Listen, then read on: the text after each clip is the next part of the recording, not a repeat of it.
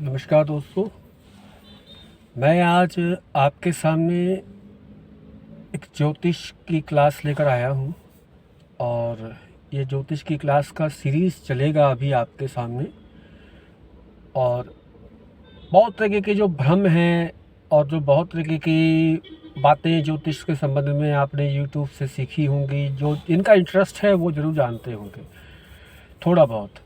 और अलग अलग बंदों से अलग अलग जब आप बातें करते हो तो एक कलेक्टिव ज्ञान नहीं आपके पास आता है। तो फ्री ऑफ कॉस्ट एक चैनल में स्टार्ट कर रहा हूँ जहाँ पे मैं ज्योतिष की बेसिक क्लासेस के साथ स्टार्ट करूँगा, यानी प्रवेशिका आपको करवा दूँगा, पहले प्रवेश करा दूँगा। जब मैं कुछ बता रहा हूँगा आपको तो उस दौरान आपने जो भी कुछ सीखी हुई हैं बातें, पहले से जो कुछ जानते हैं, अगर वो आपके मेरी कही गई बातों से वो मैच करता है तो आप बेशक उसको रिलेट कीजिए, और जो रिलेट नहीं करता है उस प्रश्न को आप नोट करके रखिएगा। क्योंकि मैं इसके बाद उन प्रश्नों का, जैसे ही ये बेसिक कोर्स कंप्लीट करूँगा आपका, तो बेसिक के बाद जब मैं एडवांस की तरफ जाऊँगा तो एडवांस में सीधा नहीं जाऊँगा। उसके बाद कम से कम 10 से 15 वीडियोज़ मैं निकालूँगा केवल आपके उन्हीं क्वेश्चंस को लेकर जो क्वेश्चंस आपने मुझसे पूछे होंगे।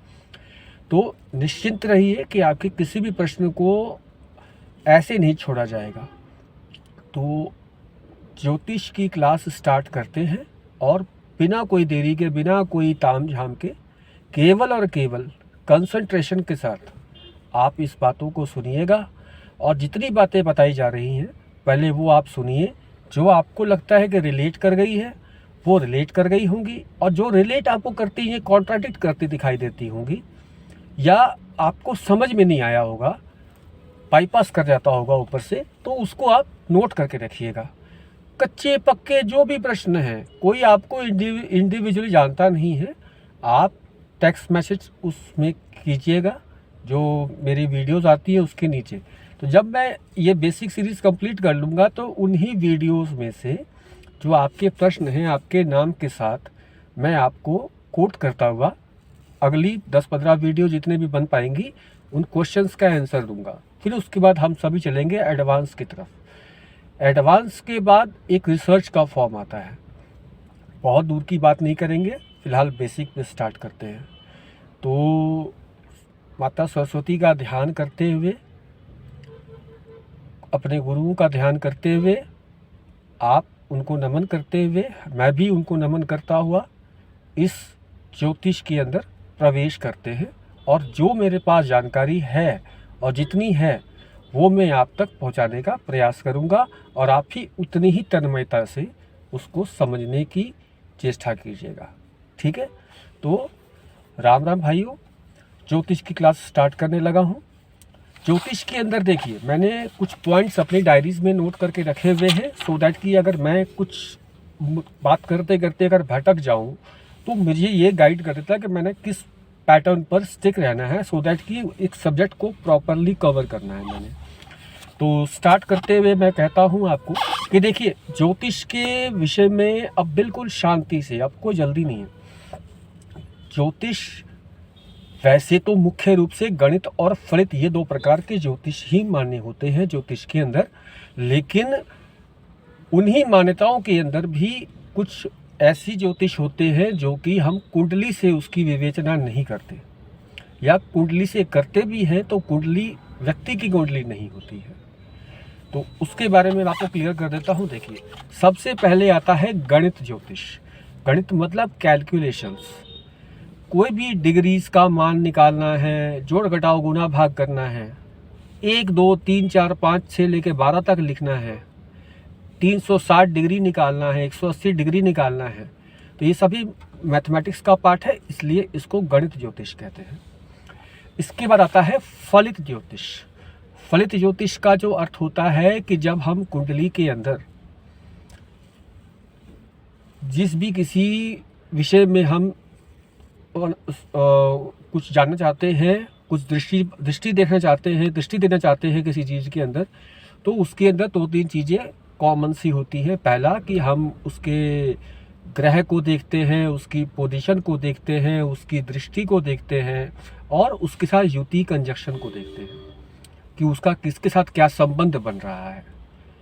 तो ये यहाँ से हम उसकी फलित को प्रेडिक्ट करते हैं कि हाँ, इससे ये रिजल्ट निकलता दिख रहा है।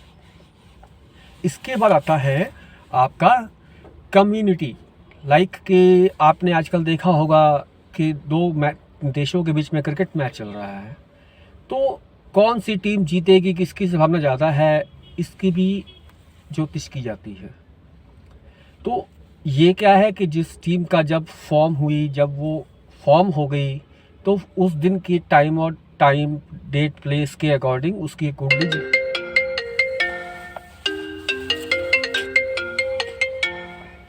हेलो,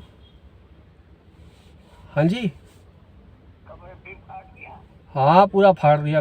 साला 1500 रुपये का साला कबाड़। कहता कि गली में कोई नहीं लगाता, इन्हीं कुत्तों के चक्कर में नहीं लगाता है। अब चलो, अब फट गया अब नहीं लेता मैं। चलो ठीक है ठीक है ठीक है। कहाँ, यहीं पर? नेटवर्क की प्रॉब्लम हो सकती है, कोई बात नहीं। कोई काम है तो बताओ अभी। ठीक है।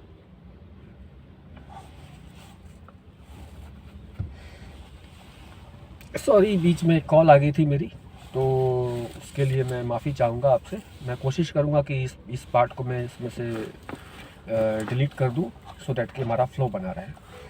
तो कम्युनिटी का एक और अर्थ होता है, लाइक कि हम ये गणना कर पाते हैं, ये हम फलित कर पाते हैं कि इस वर्ष किस इलाके में बारिश कम होगी या ज़्यादा होगी, या किस देश का आपस में युद्ध छिड़ सकता है, कहाँ अशांति फैल सकती है, कहाँ अर्थक्वेक आ सकता है, कहीं आंधी चक्रवात आ सकते हैं, प्राकृतिक आपदा आ सकती है, या कहाँ किसी का उत्थान हो सकता है। ये सब कम्युनिटी के अंदर आता है।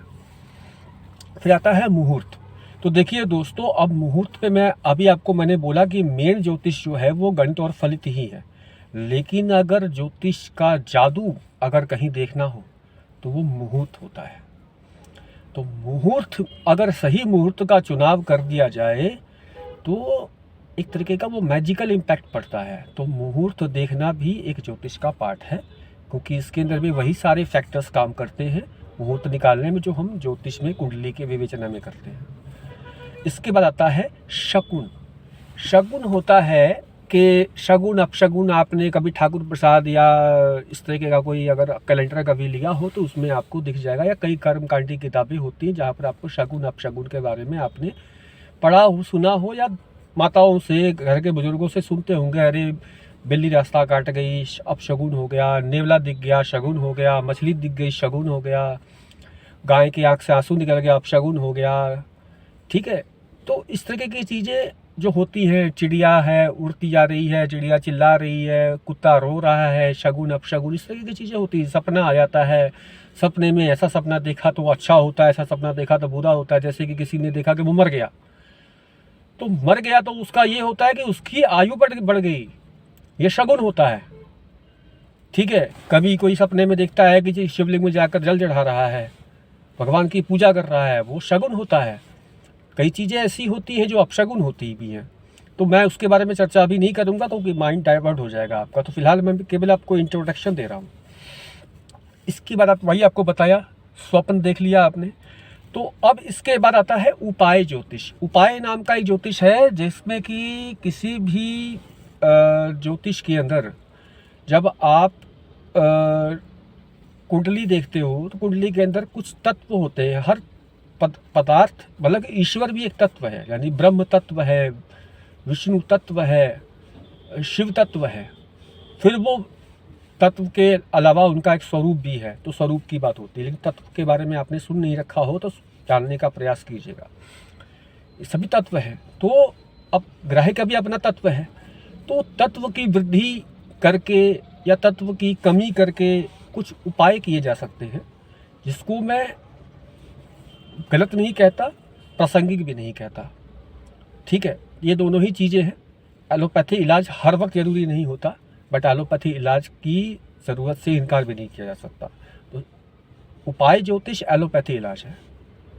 ठीक है, तो एलोपैथी इलाज के कुछ साइड इफ़ेक्ट्स भी होते हैं, तो वो भी हो सकता है उसके अंदर।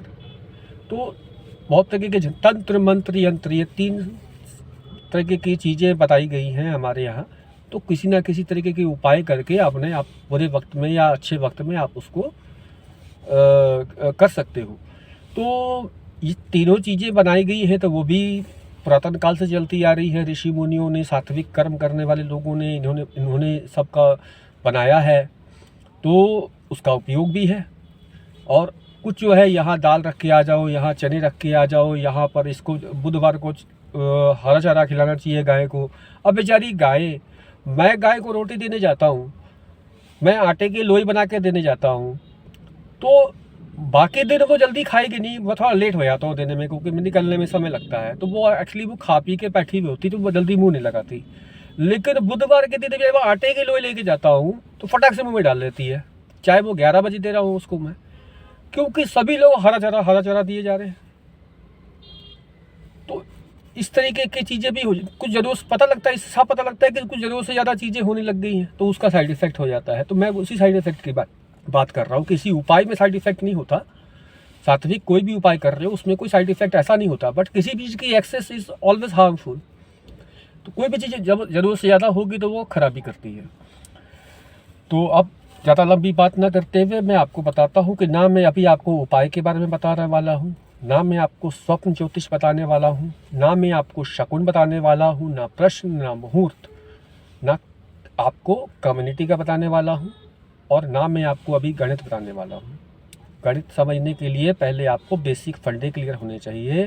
तो मैं केवल फलित की तरफ अभी आपको जा रहा हूँ। फलित ज्योतिष की तरफ अभी आप पहले जाइए, एक साइकोलॉजी को डेवलप कीजिए, फिर उसके बाद मैथमेटिक्स में हम आ जाएंगे। ठीक है, तो देखिए अब बात करते हैं ज्योतिष की। जिनको जो चीज़ें पता हो इग्नोर ना करें, दोबारा से कुछ सुन लेने में क्या होता है, कई बारी एक पूरे घड़े के अंदर एक छोटा सा कण बाकी रह जाता है, और वो अगर ना रहे तो पूरा घड़ा किसी काम का नहीं रहता। तो किसी की कही बात अगर दोबारा सुन लेने में हो सकता है कि कोई एक ऐसा कण जो आपके घड़े में बाकी रहता हो वो भर जाए, तो पूरा घड़ा कंप्लीट हो सकता है आपका। ठीक है, तो दोबारा सुनने में कोई नुकसान नहीं होगा।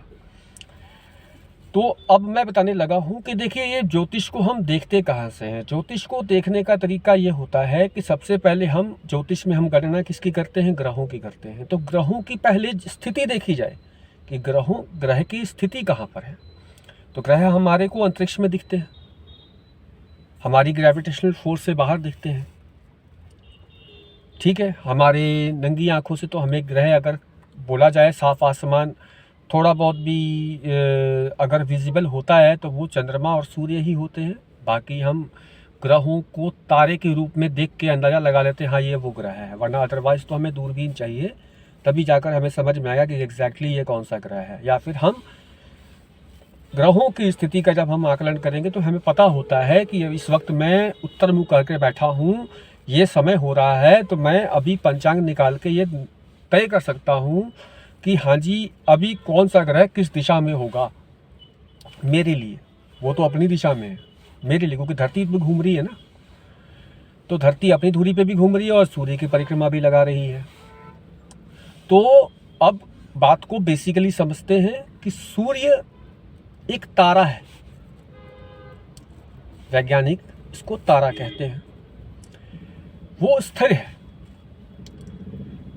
पृथ्वी समेत जितने भी ग्रह हैं सब सूर्य की परिक्रमा कर रहे हैं, और चंद्रमा जो हमारी पृथ्वी का चंद्रमा है, जिसको हमारे लिए हमारा चंद्रमा वही है, तो हमारा जो चंद्रमा है वो हमारी पृथ्वी के चक्कर काट रहा है।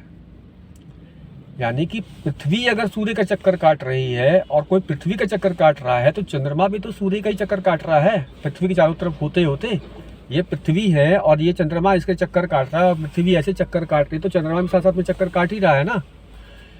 तो सूर्य की सभी ग्रह परिक्रमा करते हैं। तो अब सूर्य से अगला ग्रह पृथ्वी की तरफ जो पहला ग्रह पड़ता है वो पड़ता है बुध ग्रह। उसके बाद नेक्स्ट जो ग्रह पड़ता है वो पड़ता है शुक्र ग्रह। फिर उसके बाद आती है हमारी धरती पृथ्वी। फिर पृथ्वी के जस्ट पीछे पड़ता है आपका मंगल। उससे ठीक पीछे पड़ते हैं गुरु, उससे ठीक पीछे पड़ते हैं शनि। उसके पीछे भी पूरा ब्रह्मांड है और सूर्य जो हमें दिखते हैं उनसे पीछे भी ब्रह्मांड है, ठीक है, चारों तरफ ब्रह्मांड है। लेकिन जो सूर्य शनि से पीछे जो 3 ग्रह दिखते हैं, जिसका आपने अक्सर नाम सुना होगा, प्लूटो, नेपच्यून, यूरेनस करके नाम सुना होगा, तो ये ग्रहों को हम अपनी गणना में नहीं काउंट करते हैं, क्योंकि ऋषि मुनियों ने हमें नवग्रहों के बारे में ही केवल बताया है।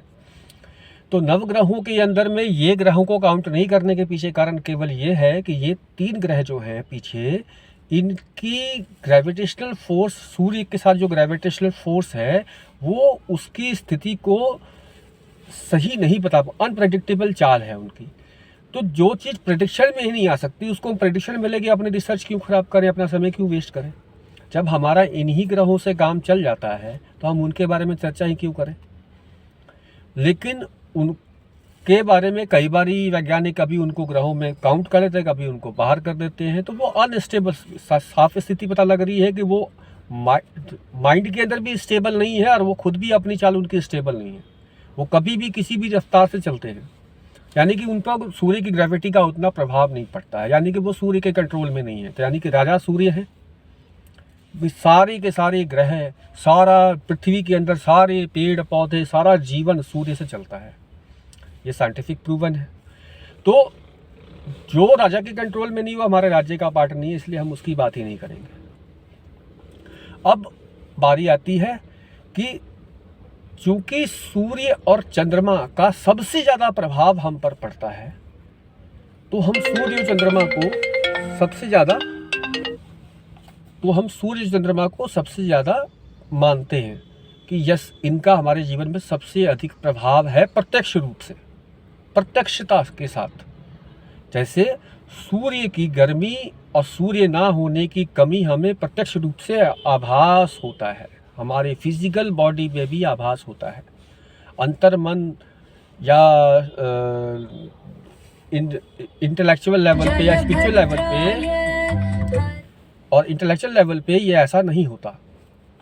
बहुत मतलब बारीकी से विश्लेषण करने पे पता लगता है या दूरगामी परिणाम होते हैं, बट इसका तो इमीडिएट इम्पैक्ट पड़ता है सूर्य का। चंद्रमा का भी आप देख सकते हो, रात के समय अगर चंद्रमा ना हो तो चारों तरफ अंधेरा अंधेरा होता है, और जब चंद्रमा होता है तो बहुत शीतलता होती है उसकी रोशनी में। प्लस जब डार्क नाइट होती है यानी अमावस्या होती है, उस वक्त सभी सागर शांत होते हैं। लेकिन जैसे ही पूर्णिमा की तिथि आती है, चंद्रमा के प्रभाव से वो लहरें बहुत ऊंची ऊंची, ज्वार भाटा उठता है, जिसको ज्वार भाटा कहते हैं। समुद्र के अंदर बड़ी बड़ी ऊंची ऊंची लहरें उठती हैं। तो चंद्रमा को भी आप प्रत्यक्ष रूप से महसूस करते हैं, सूर्य को भी प्रत्यक्ष रूप से आप महसूस करते हैं। तो सबसे ज़्यादा प्रभाव हमारे पर पड़ता किसका है? तो इन दोनों ग्रहों का पड़ता है। ठीक है, अब बात कर रहे थे कि हम सूर्य को हम तारा कहते हैं, पर सूर्य को हम ग्रह भी बोलते हैं। तो ये कैसे? तो इसका सिंपल सा जवाब ये है कि शेरों के झुंड में शेरों का सरदार कौन होगा? शेर ही होगा, हाथी तो नहीं हो जाएगा। इंसानों के बीच में इंसानों का सरदार कौन होगा? राजा कौन होगा? इंसान ही कोई होगा ना। तो सिमिलरली जब ग्रहों के राजा के रूप, सभी ग्रहों का पर उसी की ऊर्जा से प्रभाव पड़ रहा है, उसी की ऊर्जा से वो उसकी ग्रेविटेशनल फोर्स के अंदर बंधे हुए दिखते हैं, तो जो सभी ग्रहों का राजा है वो क्या होगा? ग्रह कहलाएगा। अब बात आती है, सूर्य को ग्रह मान लिया, पृथ्वी को हम अपने ग्रहों में कभी काउंट नहीं करते, सुनते ही नहीं है। तो पृथ्वी को हम इसलिए काउंट नहीं करते कि हम खुद पृथ्वी पर रहते हैं, पृथ्वी पर ही तो सारा प्रभाव हम गणना कर रहे हैं। पृथ्वी पर और पृथ्वी पर रहने वाले लोगों पर पड़ने वाले प्रभाव की तो हम गणना कर रहे हैं। तो जिस पर प्रभाव की गणना कर रहे हैं उसका प्रभाव तो किसी और में पड़ रहा होगा ना। हम किसी और ग्रह में तो रहते नहीं, पृथ्वी पे रहते हैं, तो हम उसको ग्रह नहीं मानते, हम अपना स्थल मानते हैं और हम पर पड़ने वाले प्रभावों की हम चर्चा कर रहे हैं। तो अब बारी आती है कि सूर्य हो गए, चंद्रमा हो गए, ठीक है, बुध हो गए, शुक्र हो गए, मंगल हो गए, गुरु हो गए और शनि हो गए। टोटल कितने हुए? 7। तो 9 ग्रह कैसे हो गए? तो 9 ग्रहों में आपने नाम सुन रखा है, राहु और केतु, ये कहाँ गए? तो राहु और केतु का देखिए, आपको एक छोटी सी चीज़ समझा देता हूँ पहले, क्योंकि ये दोनों ग्रहों को समझने के लिए ज़्यादा कॉम्प्लिकेशन नहीं है, बट उसको समझने के लिए सही स्थिति में आना कॉम्प्लिकेटेड है। तो मैं आपको केवल सही स्थिति में लेकर आता हूँ राहु और केतु को समझना कैसे है। सूर्य है, सॉरी, ये सूर्य है। सूर्य के चारों तरफ पृथ्वी अपने गोल चक्कर में ऐसे ऐसे चक्कर काट रही है, ठीक है जी। अब इस सूर्य को यहाँ पे आप स्टेबल मान के चल लेना। अब मैं इसको चंद्रमा बना रहा हूँ पृथ्वी का। अब चूंकि धरती ऐसे ऐसे परिक्रमा कर रही है सूर्य की, तो एक इमेजिनरी चक्र क्रिएट होता है, कि एक साइकिल क्रिएट हो जाता है कि इस साइकिल में धरती जो है सूर्य की परिक्रमा कर रही है। वो साइकिल को इमेजिनरी लाइन बना लिया आपने, इमेजिन में आपको दिखना चाहिए कि वो लाइन ऐसे है। अब इसके बाद चंद्रमा भी पृथ्वी की परिक्रमा करता है, तो ये इसकी भी इमेजिनरी लाइन को आप बना लीजिए। अब चूंकि पृथ्वी जब सूर्य की लाइन काट रही है और चंद्रमा भी पृथ्वी की पूरी परिक्रमा करता है, तो कहीं ना कहीं तो पृथ्वी की जो सूर्य के बीच की जो लाइन है उसको वो काटता होगा, चंद्रमा की लाइन काटती होगी उसको इमेजिनरी। चंद्रमा ऐसे चल रहा है, पृथ्वी ऐसे चल रही है, तो वो एक लाइन तो ऐसे कटे, कहीं ना कहीं तो कटेगा ना। अच्छा, तो जब ये लाइन, जब पृथ्वी सूर्य की परिक्रमा कर रही है और चंद्रमा पृथ्वी की परिक्रमा कर रहा है, तो इन दोनों की लाइन के बीच में एक कटान बिंदु आ जाता है, दो।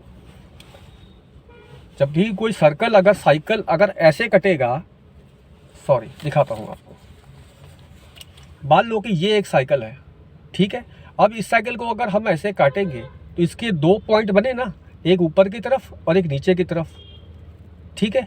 तो ये जो ऊपर वाला पार्ट होता है जिसको हम नॉर्थ कहते हैं, नक्शे में हमेशा ऊपर वाला पार्ट जो होता है नॉर्थ कहलाता है, यानी नॉर्थ वाला जो पार्ट है वो राहु कहलाता है, और जो नीचे वाला पार्ट है उसको केतु कहते हैं। वो एक कटान बिंदु है, वो छाया है, उसका कोई ठोस अस्तित्व नहीं है, लेकिन उसका प्रभाव है, क्योंकि वो एक बट ऑब्वियस है कि अगर आप कहीं रास्ते में जा रहे हो, बीच में कोई टनल आएगा तो टनल आप पे प्रभाव छोड़ता है ना, आपको पता महसूस होता है ना, भाई टनल में आ गए हैं, हमें कुछ नहीं दिख रहा, अंधेरा अंधेरा, लाइटिंग होगी, उसके बाद हम भागेंगे, जल्दी जल्दी निकलने की कोशिश करते हैं, ऑक्सीजन की कमी हो जाती है। तो उसी तरीके से आप उसको मान लो कि एक छाया ग्रह है जिसका प्रभाव हम पर पड़ता अवश्य है। तो इसके बारे में पुरानी कथाएं भी हैं कि समुद्र मंथन के समय जब अमृत का निकल रहा था, तो देवता और असुरों में इसका विवाद छिड़ गया कि अमृत कौन पिएगा। तो उसके बाद जो बातें हुई आप पढ़ लीजिएगा, ज़्यादा स्टोरी नहीं समझा रहा। तो उसके बाद भगवान विष्णु ने मोहिनी रूप धारण किया और सबसे पहले देवताओं को देना स्टार्ट किया। तो स्वरभनु नाम का एक राक्षस था, बहुत तेजस्वी राक्षस था। उसने क्या किया कि उसने देवताओं का रूप धर के देवताओं के लाइन में जाके बैठ गया। अब भगवान विष्णु ने जैसे ही उसको अमृत पान कराया, सूर्य और चंद्रमा की नज़र उस पर पड़ी और सूर्य चंद्रमा ने तुरंत भांप लिया कि यार ये तो असुर है।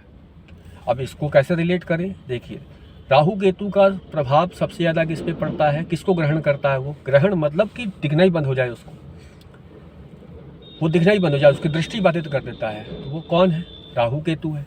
तो सबसे ज़्यादा पहले किसको पता लगेगा? सूर्य चंद्रमा को ही पता लगेगा। सूर्य चंद्रमा को तुरंत पता लग गया, उन्होंने भगवान विष्णु से बोला भगवान ये तो असुर है।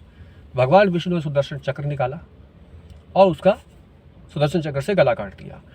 तो जो ऊपर वाला पार्ट था गले का, गले से ऊपर वाला पार्ट, ये हो गया राहु, और जो नीचे वाला पार्ट रह गया वो हो गया केतु। अब चूंकि केतु ने चरणों में पड़ के माफ़ी मांगी कि भगवान अब हमसे जो गलती हो गई, अब हमें माफ़ कर दीजिए, हमारा जीवन व्यर्थ हो जाएगा। तो इस पर राहु हंसा, उस पर है देवताओं के चरण में पड़ रहा है, ये पड़ रहा है, वो पड़ रहा है, असुरता है उसके अंदर। तो उस दिन के बाद से उन दोनों में 180 डिग्री का एंगल हो गया, यानी कि ये केतु और राहु दोनों अलग अलग तरीके के कोण हो गए, एक साउथ पोल एक नॉर्थ पोल। तो नॉर्थ पोल जो है वो आपका राहु हो गया, साउथ पोल हो गया केतु। तो ज्योतिष के अंदर भी आप आगे पढ़ेंगे कि केतु पाप ग्रह की श्रेणी में जरूर आता है, बट उसका जो प्रभाव है वो कुजवत है, यानी मंगल के जैसा है, तो उसका धर्म ध्वज कहते हैं उसको। तो केतु धर्म के अंदर मोक्ष का कारक होता है। राहु असुर है, मायावी है, उसके अंदर असुरता हुआ। सभी हमारे जितने भी गुण हैं वो सब कुछ यहीं से संचालित होते हैं ना। तो अगर मैं असुर हूँ तो मेरा ये बुद्धि असुर जैसा ही रहेगा, अगर मैं देवता हूँ तो मेरा ये देवता जैसा रहेगा। जैसे एक कटावासर और भी है, वो है खाटू श्याम जी। तो खाटू श्याम जी का केवल सर मौजूद है, लेकिन वो देवता है, ठीक है। तो उनके कटे हुए सर के अंदर वो देवत्व अभी तक विद्यमान है, वो विद्यमान रहेगा क्योंकि वो वैसे ही है। तो वैसे ही राहु असुर है, तो असुरों वाली बात करता है, वो भ्रम है, आपको एकाएक कुछ दे देगा और एकाएक ही गायब कर देगा। आपको उसकी आवश्यकता पड़ती है। जैसे आप राजनीति में हैं, राजनीति के अंदर अगर आप सब कुछ ही पब्लिक को एज इट इज बता देंगे तो वो आपकी राजनीति नहीं चल पाएगी, क्योंकि कई चीज़ें पब्लिक को डायरेक्टली नहीं बताई जा सकती हैं, डायरेक्टली पेनिट्रेट नहीं की जा सकती। जैसे व्यापार के अंदर भी अगर हम बात करें तो व्यापार के अंदर भी हम कई सारी चीज़ें अपने आप नहीं बता सकते, वो कई चीज़ें हमें अपनी तरफ ही रखनी पड़ती हैं। कस्टमर को हमसे सर्विस चाहिए, सर्विस लो, मेरे को कितनी खरीद पड़ी है, मैं कहाँ से लेके आता, this is none of your business. Its quality is assuring you what you are looking for. Sorry मैं इंग्लिश में आ गया कि आप जो क्वालिटी लेने आए हो, जो चीज़ लेने आए हो, उसको सही कीमत आपकी मार्केट के कंपटीशन के प्राइस में मैं आपको दे रहा हूँ, और जो आपने मांगा वही क्वालिटी आपको प्रोवाइड कर रहा हूँ। तो उसके बाद मैं कहाँ से लेके आ रहा हूँ, मेरे को क्या बच रहा है, नन ऑफ योर बिजनेस। आपका इसमें कोई अर्थ नहीं होना चाहिए। तो कुछ चीज़ें आपको छिपा के रखनी पड़ती हैं। तो व्यापार के लिए भी राहु बड़ा काम करता है। आपका नेम फेम, फिल्म स्टार्स है, फिल्म स्टार की रियल स्टोरी पता लग जाए। क्या बताइए कि आप अमिताभ बच्चन सवेरे कितने बजे जाता है फ्रेश होने के लिए, इससे आपको क्या लेने देना। अब वो ब्रह्म वो क्यों बताएगा आपको, वो क्या उसको उसका शो बिजनेस है, वो शो जो करना चाहता है बस वही आप देखो, जो नहीं दिखाना चाहता मत देखो। तो उसके लिए राहु उसके लिए बहुत प्रबल हो जाता है, आवश्यक हो जाता है। किसी भी फिल्म कलाकार या एक्ट्रेस हैं या फिल्म के लाइन से जुड़े लोग हैं, तो हर जगह आपको कहीं ना कहीं आपके पर्सनल लाइफ के अंदर भी कुछ आपको अपने पर्दा रखना पड़ता है। हर चीज़ का एक पर्दा है थोड़ा बहुत, तो वो पर्दा का काम आपको करता है। तो राहु का एक अपना, भगवान ने चलो दोनों को कहा कि ठीक है भाई, तुम दोनों को ग्रहों की संज्ञा दे देते हैं, बट तुम्हें कोई राशि नहीं मिलेगी। मैंने कहा ठीक है भैया, भागते भूत को लंगोटी, नफा जो मिलता है ठीक है ले लिया। तो लेकिन उनका प्रभाव है। तो अब टोटल 7 ग्रह हमने गिने थे, 2 ग्रह राहु और केतु, टोटल हो गए 9 ग्रह। तो ये नवग्रहों की चर्चा आगे होने वाली है। तो नवग्रहों की चर्चा में जब हम करते हैं तो नवग्रहों के अंदर चर्चा करने के बाद हम इसको हम कैसे उतारें अपने जीवन में। तो ब्रह्मांड में है तो उस ब्रह्मांड में है तो उसमें मेरा क्या, तो उसके लिए राशियां, तो 12 राशियां आपने सुन रखी हैं। तो 12 राशियों में आपने इंग्लिश में सुन रखी हैं, हिंदी में कुछ काले अंग्रेज भी हैं।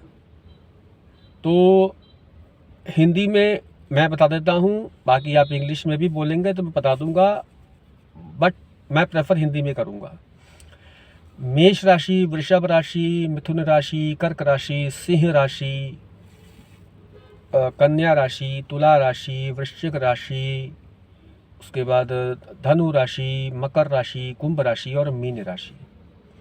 ये ब्रह्मांड को 12 भागों में जो हमें यहाँ से विजिबल होता है, यानी कि चश्मा अगर मैं पहन लूँ तो मेरी आंखें जितनी भी कुछ देखेंगे वो चश्मे के अंदर से देखेंगी।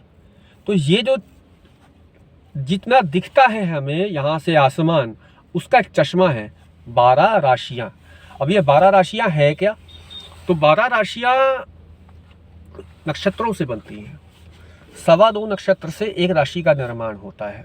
दिमाग भारी हो रहा होगा आपका, हल्का कर देता हूँ। देखिए नक्षत्र क्या है, नक्षत्र तारों का समूह है। अब ऊपर में आपको ग्रह तो दिखते हैं, चांद सितारे और बाकी ग्रह भी दिखते हैं, लेकिन कुछ ग्रह तारों के जैसे दिखते हैं, लेकिन कुछ तारे ही होते हैं। तो कुछ विशेष प्रकार के तारों के बारे में ऋषि मुनियों ने अध्ययन करके उनको एक नक्शा छाप दिया कि ये इन ग्रहों, इस तारे समूह के बीच में जो भी रहेगा वो इस राशि को कहलाएगा। यानी मेष राशि में ये 2.25 नक्षत्र होंगे। और ऐसे अब किसी भी साइकिल को, अगर आप किसी एक राउंड सर्कल को बनाते हो तो उसका टोटल डिग्री कितनी होती है, थोड़ा सा मैथमेटिक्स घुसा रहा हूँ बीच में। 360 डिग्री। जैसे कि आप स्कूल में लेके जाते थे ज्योमेट्री बॉक्स, उसके अंदर चांद होता था, ठीक है, तो उस हाफ चांद होता था तो वो कितने 90 डिग्री का होता था, लेकिन उसी को आप डबल कर दोगे तो वो 180 डिग्री का हो जाएगा। तो 360 डिग्री सॉरी, अगर डबल कर दोगे तो 360 डिग्री का हो जाएगा, और अगर सिंगल होगा तो 180 डिग्री का होगा। तो अब साइकिल 360 डिग्री का है, तो 360 डिग्री को अगर बराबर 12 भागों में बांटेंगे तो वो कितनी डिग्री निकल के आएगी? 30 डिग्री। मैथमेटिक्स कर लीजिएगा, वीडियो तो पॉज करके देखना देख लो, वरना आप दोबारा रिपीट करके देख लेना।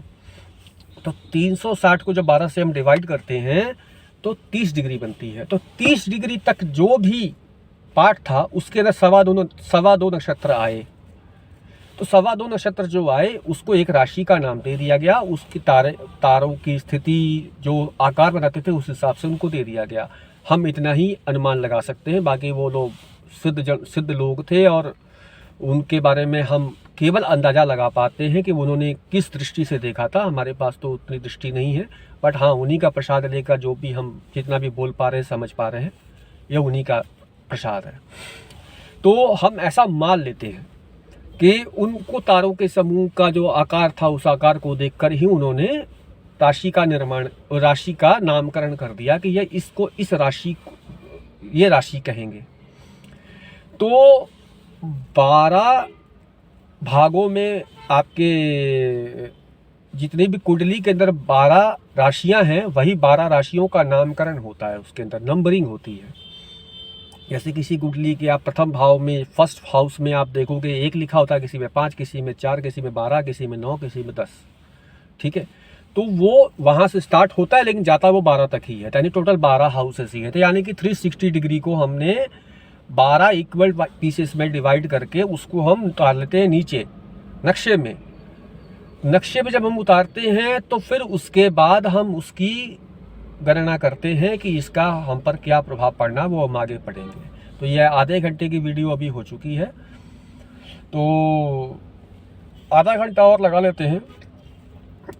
अब इसको आप बेशक टाइम देखकर पॉज कर दीजिएगा, कुछ काम करना करके फिर वापस वहाँ से स्टार्ट कर लीजिएगा, ठीक है। इसको सेव कर लीजिएगा वीडियो, सो दैट कि आपको ये वीडियो बार बार खोजना ना पड़े। मैं तो एक बार बैठा हूँ अभी, तो अभी बता रहा हूँ, देखो उसके बाद मुझे काम पड़ जाएगा, मैं भी निकल जाऊँगा। बट मैं अपने समय में से कुछ समय निकाल कर ये वीडियो बनाने की कोशिश कर रहा हूँ। मेरा ये कार्य नहीं है वैसे, प्राथमिक मेरी आजीविका इससे नहीं चलती है, यानी कि रोजगार माया इससे नहीं आता है। तो अब बात करते हैं कि 12 राशियां आपकी हो गई। अब 12 राशियों को भी ग्रहों का स्वामित्व दे दिया गया। 12 ग्रहों को राशियों का स्वामित्व दे दिया गया, उल्टा बोल गया था मैं पहले।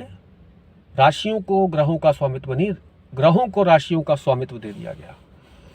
तो पहली राशि आती है मेष। आप उसको इस तरीके से समझ लीजिए, जैसे ऐसी लाइन लिखी है ना, ये लाइन लिखी है, आप इस तरीके से, जो उल्टा दिख रहा होगा कोई सेल्फी चल रहा है ये मेरा, आप इसको समझ सकेंगे। इस तरीके से जब आप इसको लिखेंगे तो आपको समझ में आ जाएगा। तो मेष और वृश्चिक के आगे सबसे पहले एक बड़ी सी लाइन खींचिए, बड़ी सी, और उसके आगे लिख दीजिए मंगल। वृषभ और तुला, इसको उससे छोटी लाइन बनेगी उसी के अंदर, वो बनेगा शुक्र। फिर मिथुन और कन्या को लिखिए बुध, कर्क को सीधा लाइन लिखिए चंद्र, और सूर्य को सीधा डैश मार के लिखिए, सिंह को सीधा डैश मार के लिखिए सूर्य। फिर उसके बाद आते हैं धनु और मीन, ये अलग से एक लाइन बन जाएगी, और वहां पे आप लिखिए गुरु। मकर और कुंभ के आगे लिख दीजिए शनि। टोटल आपकी होगी 12 राशियां। इनमें राहु केतु को किसी भी राशि का स्वामित्व प्राप्त नहीं है।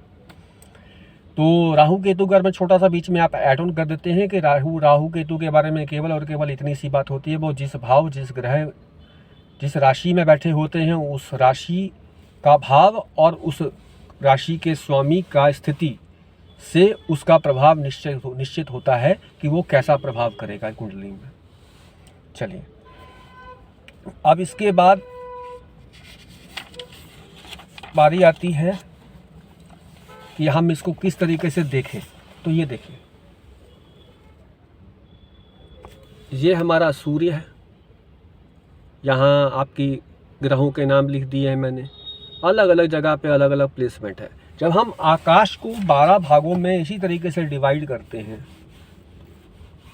ठीक है, तो कोई ना कोई ग्रह किसी ना किसी राशि में पड़ता हुआ दिखाई देता है। वो अपनी जगह पे है, लेकिन जो यहाँ से दृश्यमान है, ज्योतिष का पहला सिद्धांत समझ लीजिए, जो दृश्यमान होता है वही मान्य होता है। जो दृष्टि में आता है वही मान्य है। देखिए, चंद्रमा और सूर्य कभी अस्त तो होते नहीं हैं, लेकिन हमें अस्त होते दिखाई देते हैं। तो जो हमें दिखाई देते हैं यहाँ से, वही प्रभाव हम पर पड़ेगा। तो जो चीज जो ग्रह जिस राशि में जिस वक्त दिखाई दे रहा है और उस वक्त आपका जन्म हुआ है, तो वह आपके जीवन की कुंडली वैसी ही बनेगी। ये आपको आगे समझ में आ जाएगा मैंने क्या बोला।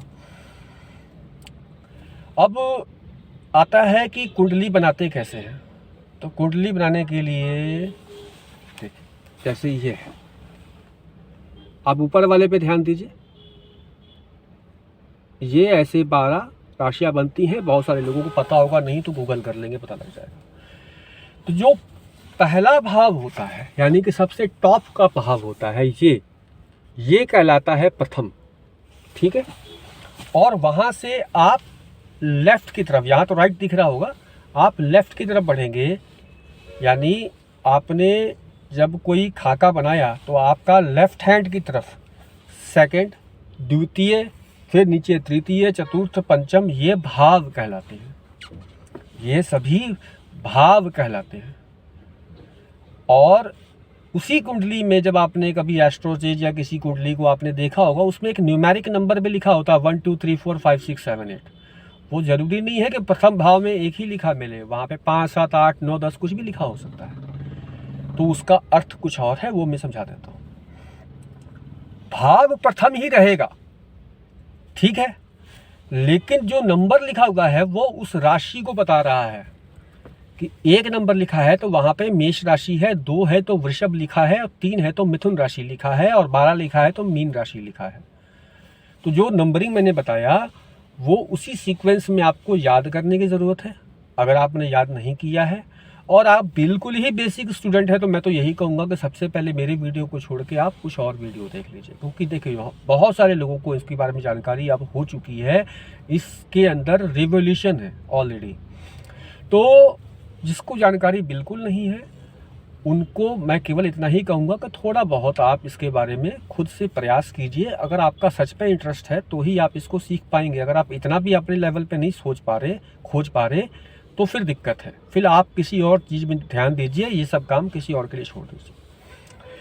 अब बता रहा था कि अगर मान लो कि प्रथम भाव तो ऊपर वाला हो गया, लेकिन वहाँ पे 5 नंबर लिखा है, यानी कि प्रथम भाव में सिंह राशि पड़ रही है। सिंह राशि का मालिक कौन है? सूर्य है। और सिंह राशि के अंदर कौन सा ग्रह है, और जो ग्रह है वो किस घर का मालिक है आपकी कुंडली में। और उसके बाद मैंने बताया था आपको कि दृष्टि किसकी पड़ रही है। उसकी दृष्टि कहाँ पड़ रही है? जो 5वें घर में, जो 1 नंबर प्रथम भाव में बैठा है। और प्रथम भाव पे किन किन ग्रहों की दृष्टि पड़ रही है या नहीं पड़ रही है। दूसरा, क्या किन घरों में कौन सा ग्रह किसके साथ युति करके बैठा है, ये हो गया। इसके बाद नक्षत्र भी आते हैं, वो बाद में बताऊंगा। ये देखिए नीचे वाले को आप देखिए, अब यहाँ पर नीचे न्यूमेरिक लिखा हुआ है, ठीक है, ये वाला। तो ये जो न्यूमेरिक है, ये यहाँ पर न्यूमेरिक में नंबर लिखा हुआ है 1 2 3 4 5 6 7 8, ठीक है। और यहाँ पे 1 नंबर पे मैंने लिख दिया एरीज। अब यहाँ पे 12 होता तो यहाँ पे मैं आपको पाइसेस लिख देता, मीन लिख देता था। अब बड़ा कॉम्प्लिकेटेड सी चीज़ आपको लगती होगी, बहुत ईजी है, बताने लगा हूँ। अब सोच कर देखिए कि आज सवेरे सूर्योदय मान लो 6:30 बजे हुआ सुबह। तो सूर्योदय जब होगा तो सूर्य किस राशि में होगा? आज की तारीख है मान लो 5 दिसंबर 2024। सूर्य अभी किस राशि में गोचर कर रहे हैं? आपको पता है कि सूर्य किसी भी राशि के अंदर 1 महीना ही रहता है। चंद्रमा 2.25 दिनों में अपनी राशि परिवर्तन कर लेता है, 2.25 दिनों के अंदर ही। और उसी प्रकार मंगल, बुध, शुक्र, शनि, गुरु, इन सब का एक निश्चित क्रम है, एक आइडियल टाइम है। कभी कभी वो जल्दी, कभी कभी अतिचारी, या कभी हो जाते तो जल्दी भी निकल जाते हैं किसी राशि से, अदरवाइज वो कभी कभी टाइम इतना ही लेते हैं। कभी वक्री हो गए तो थोड़ा एक्स्ट्रा टाइम भी चले जाता है, मतलब कि इंटरवल के बाद फिर से अंदर आ गए, ऐसा भी हो जाता है। तो अब शनि का आपने सुन रखा है 2.5 साल एक राशि में रहते हैं, गुरु का 13 महीने होते हैं। इसी तरीके से सब राशियों का अपना अपना है। मंगल का 45 दिन है, शुक्र का 29 दिन है, 27 दिन बुध का है। इस तरीके से लोग चलते हैं, बेसिकली यही होता है। तो अब पृथ्वी तो घूम रही है। अब सुबह 6:30 बजे जब सूर्योदय हुआ तो सूर्य एक ही राशि में था, और ये लगभग 1 महीने तक एक ही राशि में रहेगा।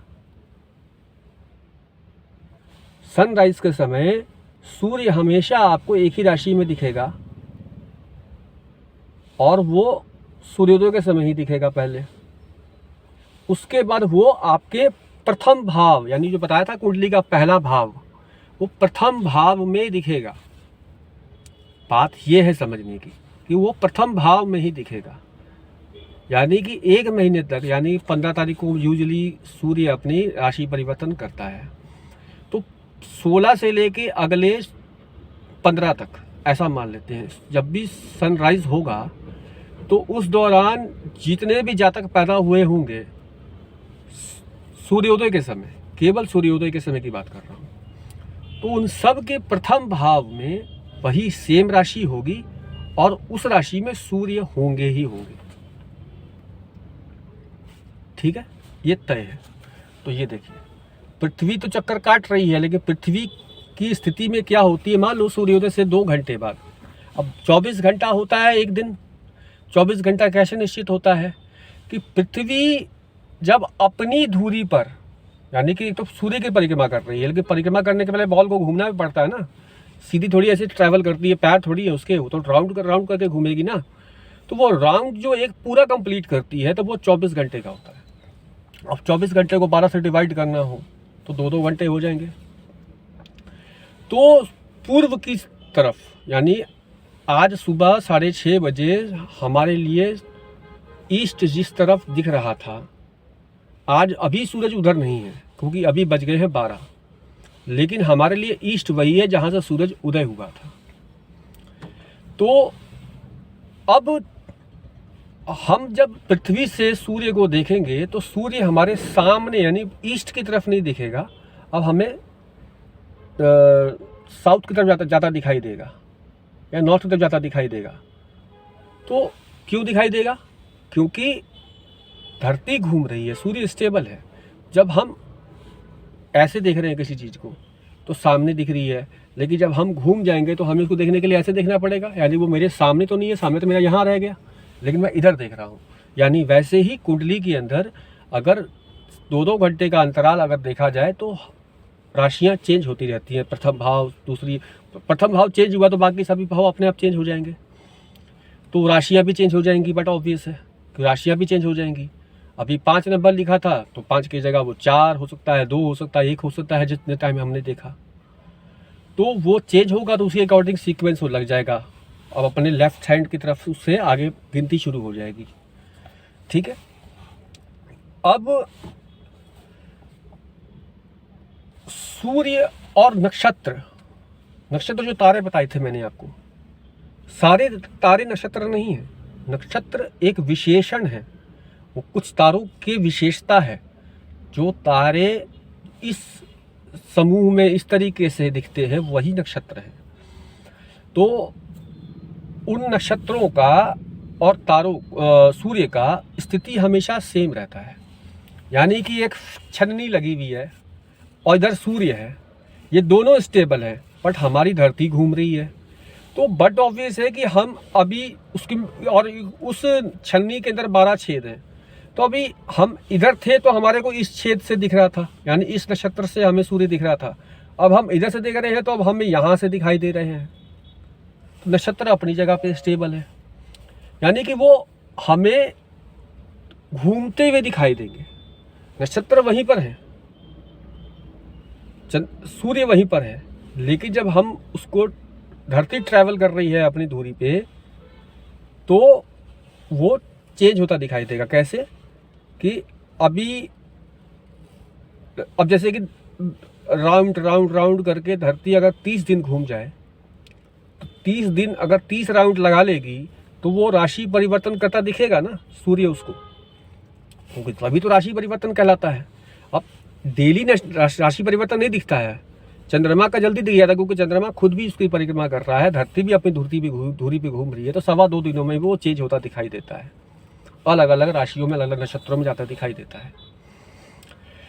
तो नक्षत्र के पद होते हैं, तो जो मैं आपको बोला कि नक्षत्र जो होते हैं, एक नक्षत्र के भी हमें पद बताए जाते हैं।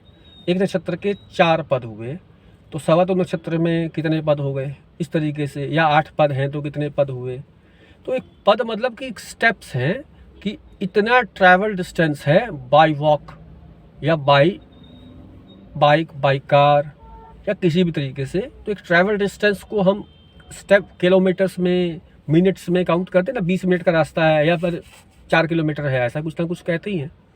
तो सिमिलरली उसको एक पद दिए गए हैं, लेकिन वो पद के साथ उसकी विवेचना भी अलग तरीके से होती है, वो बाद में बताएंगे आपको। तो फिलहाल आप इतना ही समझिएगा कि उस ट्रैवल टाइम को, जो नक्षत्र को क्रॉस कर रहा होता है कोई ग्रह, तो उस ट्रैवल टाइम को भी पदों के बीच में काउंट किया जाता है कि कितने स्टेप्स आगे बढ़ चुका है, किस स्टेप पे है। अभी मान लो 8 स्टेप है किसी में, तो 8 में से अगर वो 4 क्रॉस कर चुका है या 5 क्रॉस कर गया, तो हम बताएंगे 5वें स्टेप पे है। तो 5वें स्टेप के अकॉर्डिंग भी प्रेडिक्शन होती है, वो बात की बात है, ठीक है। उसके बाद आता है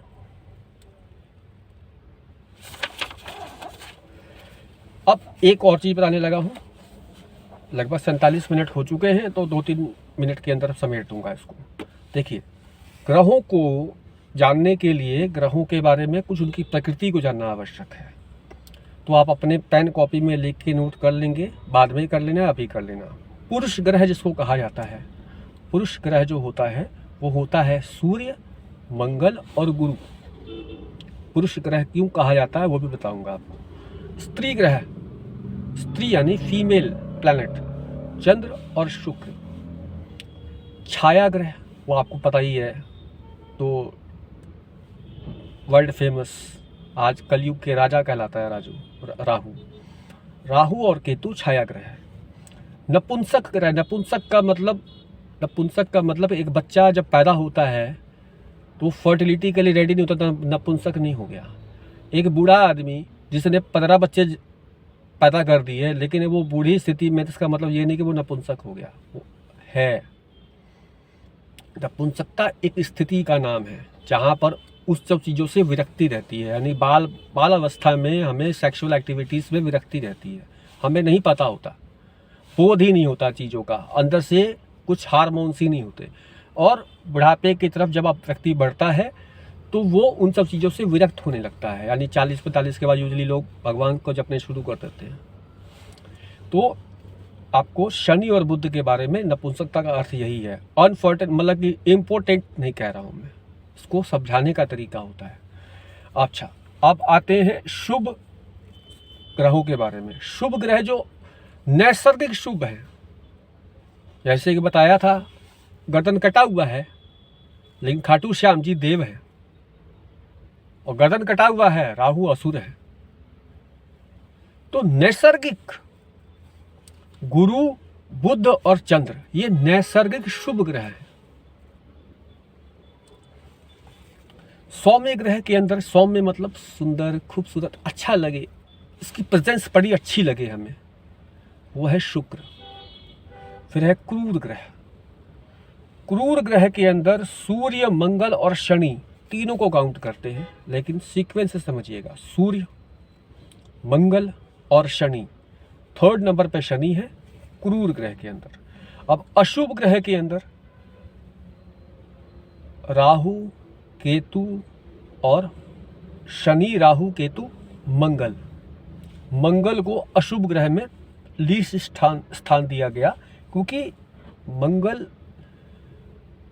यूजली इसका कारक नहीं है, शुभता का नहीं, वो जुझारूपन का, वो वॉरियर है। बट ऑब्वियस है कि यार लड़ाई झगड़े से कभी भी कोई शुभ परिणाम जल्दी निकलता नहीं है, लेकिन जहाँ आवश्यक है वहाँ पे करना भी पड़ता है।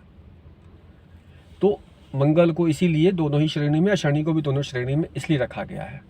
लेकिन अशुभता की अगर आप बात किया जाए तो शनि ग्रह और मंगल ग्रह के अंदर एक खास बात है जो आप आज ही समझ लीजिए, जो मेरी दृष्टि से मुझे लगता है सही है।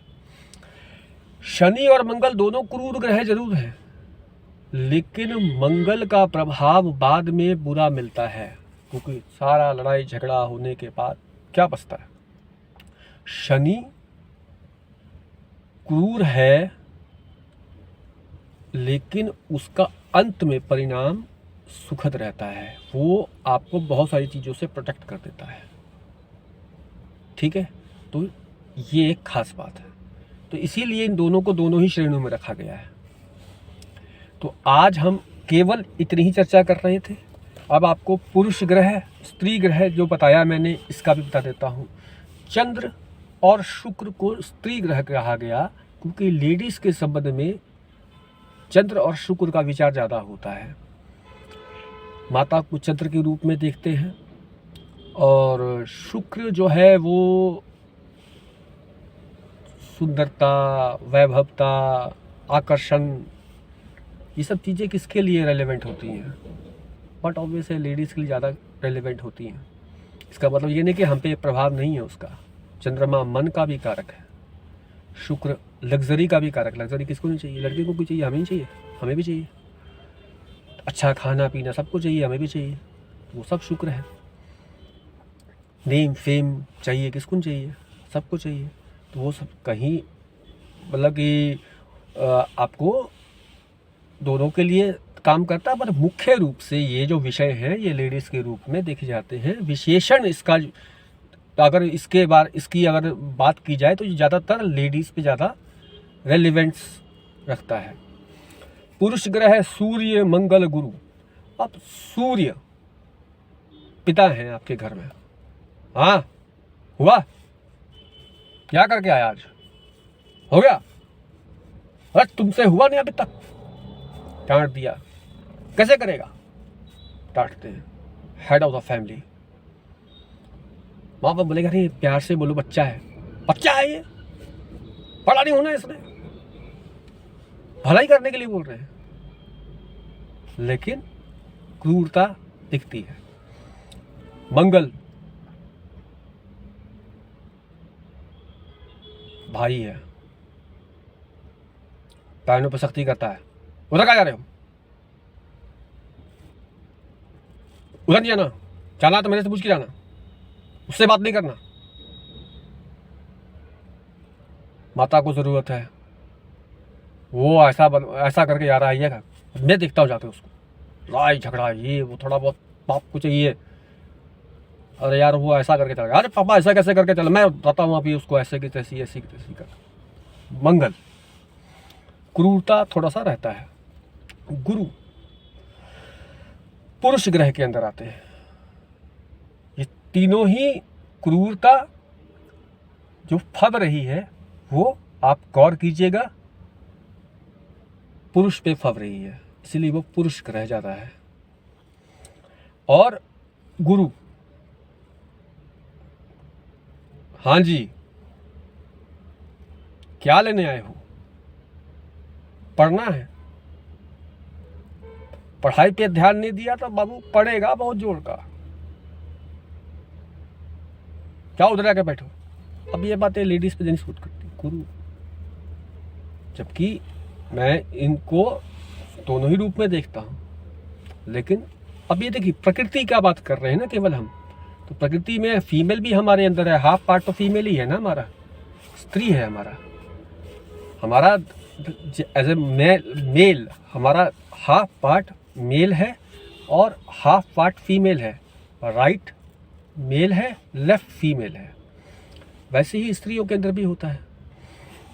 तो अब इसके बाद छाया ग्रह बता दिया मैंने आपको क्या होता है, नपुंसक ग्रह मैंने आपको बता दिया, उसकी डेफिनेशन भी बता दी कि नपुंसकता को उस बात से मत जोड़िएगा। कहते जैसे कि आजकल भ्रांति निकली भी है, ढोल गवार शूद्र पशु नारी ये सारे ताड़न के अधिकारी। अब ताड़न का अर्थ अलग अलग है भाई, बड़े विद्वान है वो शॉर्ट में लिखते थे, कोड वर्ड लिखते थे भाई, ठीक है ना। अब क्या है, ढोल शूद्र पशु और नारी, तो ढोल को पीटोगे नहीं तो ताड़ना ही कहते हैं उसको, तो शूद्र को कहते हैं ढोल शूद्र ताड़न। मतलब देखो सफाई ढंग से कर रहा है, गंदगी लेके घर पे तो नहीं आ रहा, उसको साफ सफाई ढंग से करेगा भाई। अगर कोई बंदा, मैं घर का बंदा हूँ, मैं घर में बाथरूम अपना साफ कर रहा हूँ, मेरे घर का बंदा भी मेरे से दूर रहेगा भाई, दूर रहना भाई थोड़ा सा, ठीक है, हर बंदा ही करता है। पशु, अब पशु को जब तक आप हाँकोगे नहीं वो चलेगा नहीं। अब हाँकने का मतलब उसको मारना नहीं होता है जान से, हाँकना मतलब हल्का सा स्टिक दे के लगाम खींच के रखना पड़ता है, ताड़न हो गया। और स्त्री को ताड़ने का अर्थ होता है कि उस जब आपकी घर की स्त्री आपके साथ हो या कोई भी स्त्री जो आपकी जिम्मेदारी के अंदर आती हो, उन पर आपकी दृष्टि सदैव बनी रहे कि भाई उनकी तरफ कोई भी किसी प्रकार का कोई खतरा तो नहीं आ रहा, एकदम ताड़ के रखो उनको। ताड़न मतलब देखना भी होता है, ताड़ना। अब ये तो आप जानते ही हो। तो ये सब अब इसको अलग तरीके से लोग ले ले, वही नपुंसकता को अलग तरीके से मत लीजिए। ये नपुंसकता कहने का जो अर्थ है वो विशेषण बताया गया है, नपुंसकता की स्थिति का नाम है, कोई संज्ञा नहीं है। अब शुभ ग्रह बता दिया मैंने, गुरु बुध चंद्र। अब गुरु सदैव शुभ हैं, क्यों? क्योंकि वो अगर आपके अच्छे भाव में बैठे हैं तो आपको बहुत अच्छा फल दे रहे हैं, और अगर आप बुरे भाव में बैठे भी हैं या आपके लिए वो कारक हैं तो वो आपको कई तरीके के टकराव की स्थिति से बचाव दे देते हैं। क्योंकि गुरु जो बृहस्पति जुपिटर है उसके बारे में जो वैज्ञानिकों ने देखा है वो यही देखा है कि वो गैस है, गैस का प्लेनेट है। यानी वहाँ पे कोई भी चीज़ आती है शनि की तरफ से, अगर कोई भी एस्ट्रॉइड आते हैं तो वो गुरु ग्रह पे आके वहीं पर धंस जाते हैं और उनकी पावर कम हो जाती है, गैस उसको रोक लेती है, यानी टकराव विस्फोट नाम की स्थिति नहीं होती वहाँ पर, ठीक है। तो गुरु का यही काम है कि कहीं कुछ हो तो भैया गुरु की शरण में जाओ, गुरु आपको सही राह दिखा देंगे। तो ये सही राह दिखाने वाले गुरु हो गए, शुभ ग्रह हो गए। बुध क्या है? बालक है। वो जिस ग्रह के साथ होता है वैसा प्रभाव देने लगता है। तो बालक को आप सही संगति दोगे सही प्रभाव देगा, गलत संगति दोगे गलत प्रभाव देगा। बुध को राजकुमार ग्रह भी कहा जाता है, जैसे राजा सूर्य, रानी चंद्रमा, तो राजकुमार बुध है। अब राजकुमार के ही गलत रास्ते में बढ़ जाए तो वो गलत ही हो जाएगा, लेकिन नैसर्गिक रूप से वो शुभ ग्रह है। सौम्य ग्रह मैंने शुक्र बता दिया। स्त्री से खूबसूरत, प्रकृति से खूबसूरत क्या हो सकता है संसार में? कुछ है नहीं, सौम्य है वो। क्रूर ग्रह मैंने बता दिया, सूर्य मंगल क्रूर है, क्रूरता है उनके अंदर। अशुभ ग्रह में शनि, राहु, केतु, मंगल, और इधर क्रूर ग्रह में सूर्य, मंगल और शनि है। बट दोनों की क्रूरता में मेजरली आप सूर्य मंगल को क्रूर मानो, शनि राहु केतु को आप अशुभ ग्रह मानो, क्योंकि शनि को काल पुरुष की कुंडली का विषाद कहा जाता है। काल पुरुष यानी एक नंबर मेष लग्न की अगर कुंडली बनती है तो वो काल पुरुष की कुंडली भी होती है। जैसे मैं मान लो मेष लग्न में पैदा हुआ तो मेरा भी मेष लग्न है, लेकिन वो काल पुरुष की कुंडली भी है। तो काल पुरुष की कुंडली का भी जो भाव है वो एक से ही स्टार्ट होते हैं। तो उस कुंडली को डीएनए माना जाता है किसी भी कुंडली का, यानी कि बेसिक डीएनए क्या है? बेसिक डीएनए काल पुरुष की कुंडली है। यानी कि कोई भी नदी पहाड़ों से निकलती है, जाएगी कहाँ? सागर में। तो एक डीएनए चार्ट है इसका, ठीक है। तो आप बात यहीं पर समाप्त करते हैं, फिर अगली वीडियो में हम बात करेंगे। तब तक के लिए जय श्री राम।